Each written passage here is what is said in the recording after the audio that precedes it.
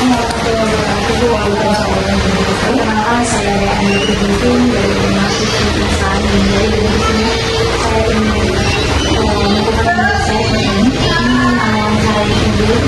Pertanyaannya yaitu bagaimana menurut ibu strategi menggunakan guru dalam memberikan nasihat dan juga teguran untuk mengatasi kenakalan siswa di kelas. Strategi guru dalam mengatasi kenakalan siswa. Tadi yang pertama memberikan teguran, ya, memberikan nasihat. Teguran itu bisa berupa tertulis maupun lisan secara langsung kepada siswa. Selain itu juga mengatasinya kita bisa berkolaborasi dengan orang tua. Jadi kita guru bisa berkolaborasi dengan orang tua bagaimana keadaan anak-anak di sekolah.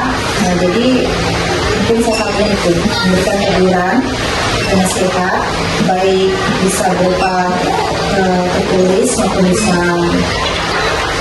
Dan yang terpenting juga kita harus berkolaborasi dengan orang tua. Dia juga penting komunikasi dengan orang tua bersama dengan guru.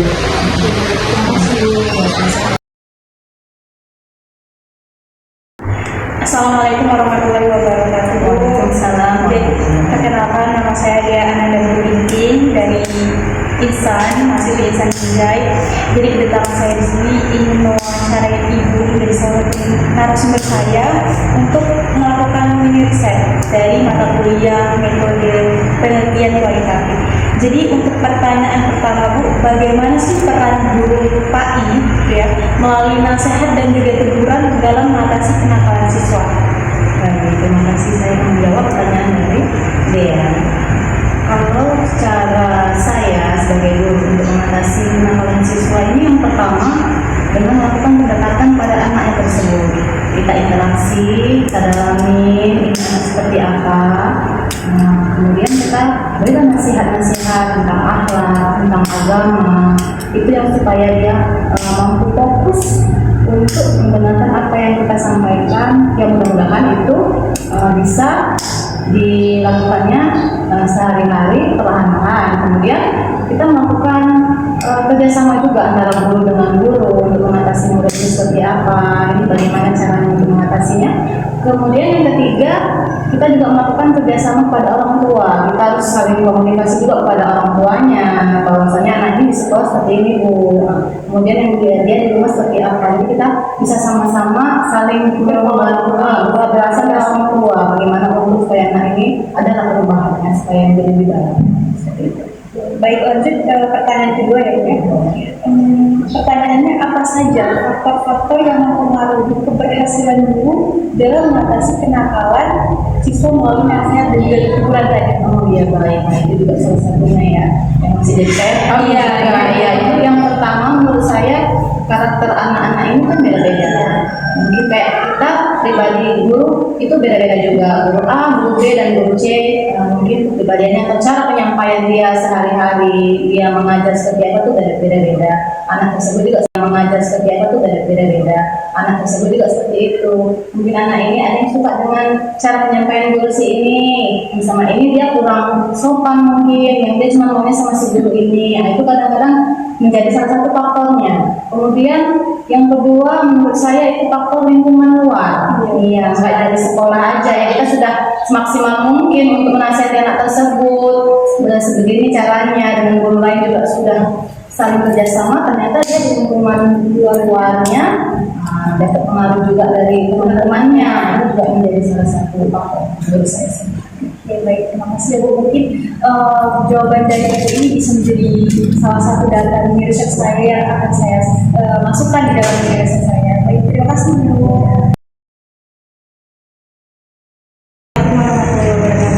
Waalaikumsalam warahmatullahi wabarakatuh.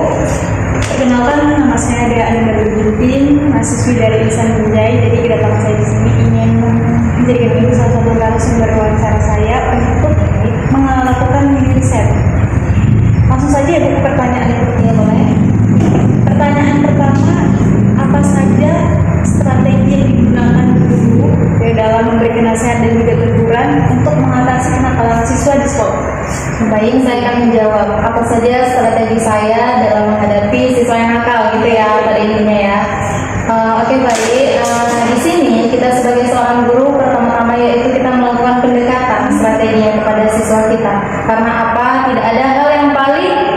mudah untuk bagaimana kita mengetahui anak tersebut kecuali dengan pendekatan. Gak mungkin kita bertanya ke orang, tentu kita lebih jelas lagi apabila kita mendekati anak tersebut, bertanya apa masalah kamu, apakah mungkin dia kurang perhatian dari kita atau dari keluarga di rumah. Kan banyak faktor ini ya, tidak hanya di sekolah, di rumah juga bisa yang menimbulkan hal-hal yang gak baik dalam dirinya. Maka hal yang terutama kita tanya dulu kepada anak tersebut, kamu kenapa nak, apa masalah kamu, kenapa kamu bisa seperti ini, menurut kamu apa bagus ketika melakukan seperti ini kepada orang, kepada diri kamu, baik nggak untuk kamu ini. Kita bisa melakukan pendekatan-pendekatan khusus, bertanya apa masalahnya sehingga kita tahu bagaimana cara mengubah anak tersebut. Lanjut ke pertanyaan berikutnya Ibu ya. Baik, pertanyaan kedua, seberapa efektifkah gitu ya nasihat dan juga teguran yang diberikan guru, seorang guru dalam mengubah perilaku siswa yang nakal? Seberapa efektif ketika kita setelah memberikan bimbingan kepada anak tersebut, seperti bertanya tentang melakukan pendekatan tadi, maka kita akan melihat ketika di sekolah bagaimana perilakunya kepada teman-temannya, kepada gurunya. Kita lihat dulu bagaimana berjalan baik tidak ini ya, ada perubahan tidak. Maka di situ kita bisa melihat keefektifan perubahan anak tersebut ketika kita sudah melakukan nasihat-nasihat dan hukuman juga. Karena beberapa anak tidak hanya bisa dibarengi dengan nasihat, mereka ada juga yang harus kita lakukan dengan sebuah tindakan. Tapi terlebih dari masalah-masalah yang ada, maka kita sebagai seorang guru pun perlulah kita menjadi seorang contoh kepada anak murid kita. Tidak hanya kita memberikan nasihat-nasihat aja nih kepada murid kita, tapi kita haruslah menjadi contoh, dan di sebalik menjadi contoh kita harus menjadi motivator. Motivator itu apa? Pendorong bagi anak-anak didik kita. Baik, terima kasih atas jawaban yang Pak Ibu berikan. Mungkin ini bisa menjadi referensi saya untuk melakukan riset ini. Ya, baik. Terima kasih ya Bu. Ya, sama-sama.